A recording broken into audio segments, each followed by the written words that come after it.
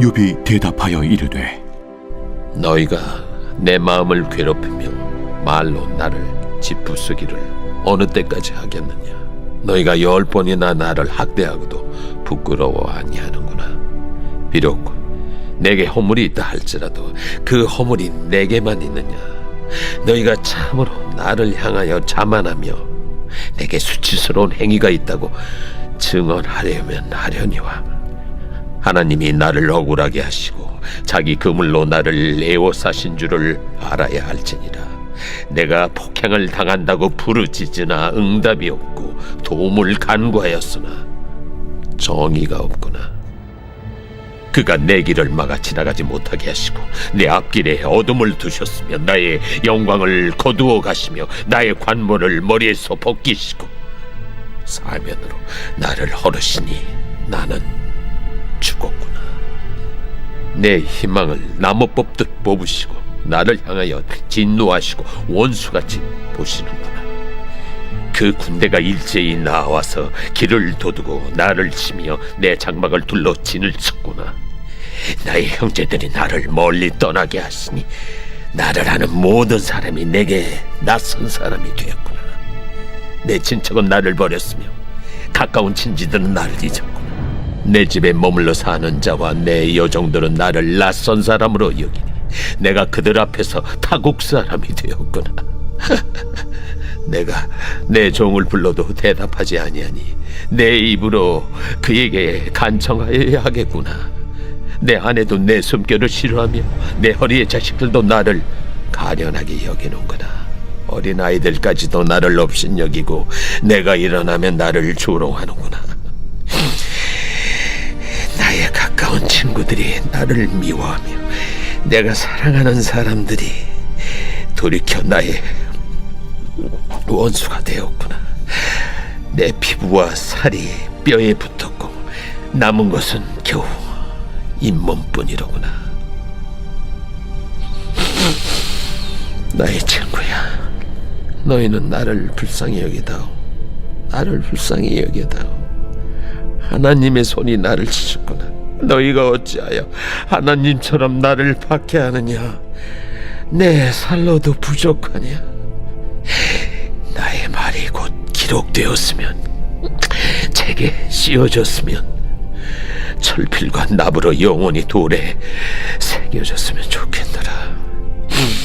내가 알기에는 나의 대속자가 살아계시니 마침내 그가 땅 위에 서실 것이라.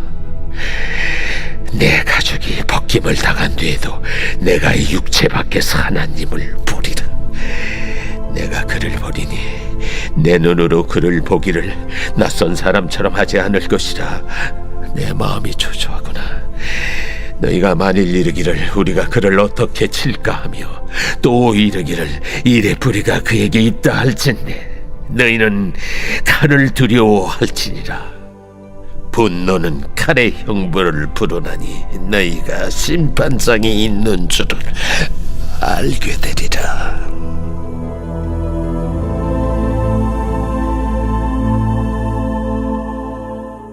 새벽 영성 기도 시간입니다. 오늘은 욥기 19장 말씀 함께 살펴보겠습니다.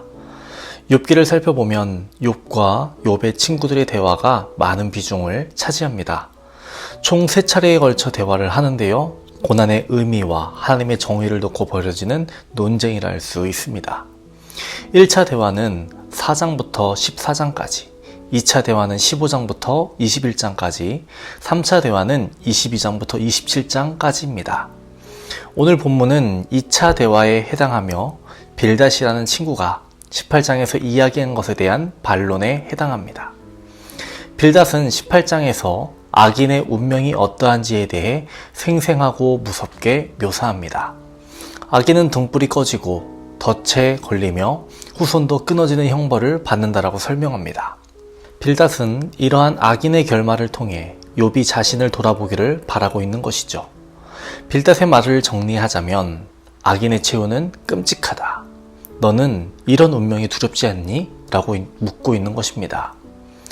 우리가 아는 대로 고난 중에 욥이 겪은 1차적인 고통은 하루아침에 자녀들을 잃고 이로 인해 아내가 떠나갔다는 것입니다. 뿐만 아니라 건강도 잃고 병을 얻었고 재산도 모두 잃었습니다. 그런데 여기서 끝이 아니었습니다. 그 다음으로 찾아왔던 고통은 욥과 교제하고 욥과 관계 맺던 사람들이 그를 외면했다는 것입니다. 종들을 불러도 종들이 대답하지 않았습니다. 어린아이들에게도 무시당하고 조롱당했습니다. 그가 속했던 공동체에서 완전히 버림받은 것이죠. 이것이 그에게 찾아온 2차적인 고통이었습니다.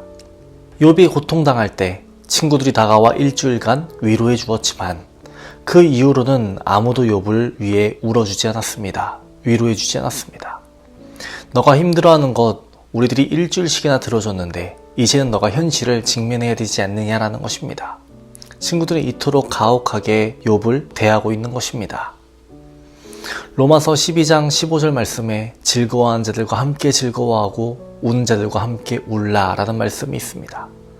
오늘 말씀을 통해 나는 누구를 위해 울고 있는가? 누구와 함께 아파하고 있는가? 누구를 위해 기도해주고 있는가? 돌아봐야 하겠습니다. 욥은 현재 완전히 고립되었습니다. 혼자가 되었습니다.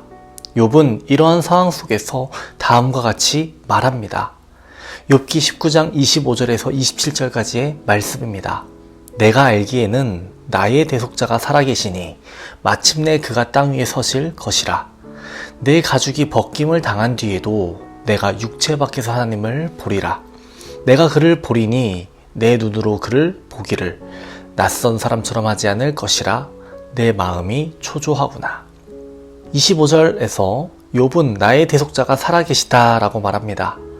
여기서 나오는 대속자는 고엘이라는 단어인데요. 이는 가족의 권리를 회복시키는 자, 억울한 일을 대신 갚아주는 자를 뜻합니다. 룻기에서 보아스가 룻의 기업물자가 된 것처럼 욥은 하나님께서 자신의 무죄를 밝히고 명예를 회복시켜 주실 분이라고 확신하고 있는 겁니다. 또한 나의 대속자가 땅 위에 서실 것이다 라고 말하고 있는데요. 이는 법정에서 증인이 나서듯 하나님께서 직접 욥의 진실을 변호하실 것이라는 신앙 고백입니다. 욥은 자신이 세상으로부터 당하고 있는 불이익 그리고 억울한 일들을 하나님께 맡기겠다라는 것입니다. 내가 다 밝혀내고 당장 친구들의 잘못된 정죄와 판단을 전부 밝혀내고 싶지만 하나님께 맡기겠다라는 것입니다. 이것을 우리에게 적용하자면 우리가 이 세상에서 때로 불이익을 당하고 억울한 일을 당할 때에도 항상 모든 일의 판단자이시며 심판자 되시는 하나님께 맡길 수 있는 삶의 자세가 필요하다는 것입니다. 욥은 자신이 겪고 있는 이 고통에서 회복되기를 바랬지만 그렇게 되지 않고 자신이 죽게 될지라도 하나님을 바라보겠다라고 말합니다. 이는 단지 세상적인 의미의 회복이나 구원만을 바라지 않고 내세의 구원과 회복을 바랐다라는 것을 알려주고 있는 것입니다. 욥은 극심한 고난 가운데에서도 하나님께 대한 신앙을 버리지 아니하고 인내합니다. 욥이 자신의 삶이 현세로 끝난다는 것을 알았다면 이와 같이 인내할 이유가 있었을까요? 단지 원망과 불평만 하는 것이 아니라 하나님을 저주하고 부인하지 않았겠습니까? 자신의 삶이 죽으면 끝이면 그만이면 현재 처한 상황이 죽음보다 못한데 이 세상의 삶이 모든 것이라면 하지 못할 일이 없을 것입니다. 그러나 욥은 이 세상이 자기 삶의 전부가 아니라는 것을 알았습니다. 그렇기에 고난 가운데서도 신앙을 지켰던 겁니다. 그는 일시적인 세상의 부귀영화보다 영원한 하늘나라의 영광을 바라본 것입니다. 욥에게 고난을 가져다 주므로 욥을 실족해 하려 하였던 사단의 계략은 어느 정도 성공했습니다. 욥의 신앙은 극심한 고난의 지속과 친구들의 거듭되는 무정한 변론으로 인하여 하나님의 의로우심을 온전히 신뢰하지 못하고 흔들리는 모습을 보였습니다. 하지만 사단의 의도대로 욥은 완전히 넘어지지 않았습니다. 욥은 알 수 없는 고난을 주신 하나님을 향해 원망하고 불평했지만 그럼에도 불구하고 끝까지 하나님을 경외하는 일을 패하지 않겠다라고 다짐하고 또 주님을 바라보고 승리하고 있는 것입니다. 흔들리지 않고 피는 꽃이 어디 있으랴 라는 시의 표현을 기억해 봅시다. 흔들리기는 해도 꺾이지 않고 계속해서 주님을 바라봅시다. 주님을 바라보고 주님과 함께하는 저와 여러분 되시기를 주님의 이름으로 축원합니다. 오늘의 공동기도 제목은 나라와 민족을 위한 기도입니다.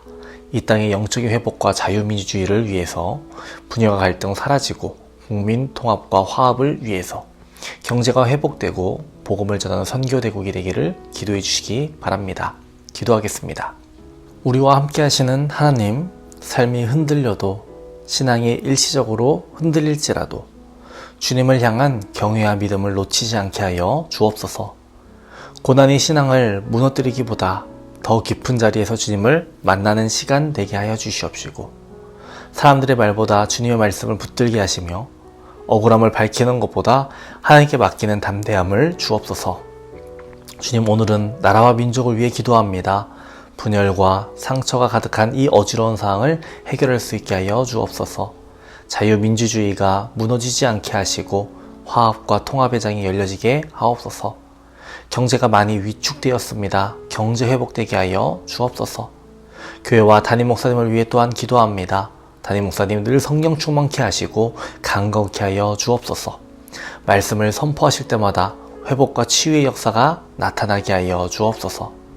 태중의 아이를 기다린 성도들에게 자녀를 선물로 주시고 사고로 입원한 성도들 빠르게 회복되게 하여 주시며 특별히 육체적, 정신적 고통 가운데 있는 환우들을 기억하여 주시고 주의 손길로 그들의 아픔을 어루만져 주옵소서. 암과 싸우고 있는 박우진 권사님, 이영숙 권사님, 박재순 권사님, 김세영 권사님, 유은영 권사님, 오유미 집사님, 황윤호 집사님, 김영두 집사님, 정성김 집사님, 박서연 청년, 유경미 청년에게 치유의 빛을 비춰 주옵소서. 어떠한 약부작용도 없게 하시고 온전히 주님 안에서 회복되게 하여 주옵소서. 연로하신 장로님과 권사님들에게 위로와 용기를 더해 주시고 마지막 날까지 걸을 수 있는 건강 허락하여 주옵소서. 오늘 하루도 악한 세력으로부터 우리를 보호하여 주시고 지켜 주시옵소서. 오늘 하루도 다른 이들을 위해서 기도할 수 있는 우리들 되게 하여 주시옵소서. 감사드리며 예수님의 이름으로 기도합니다. 아멘.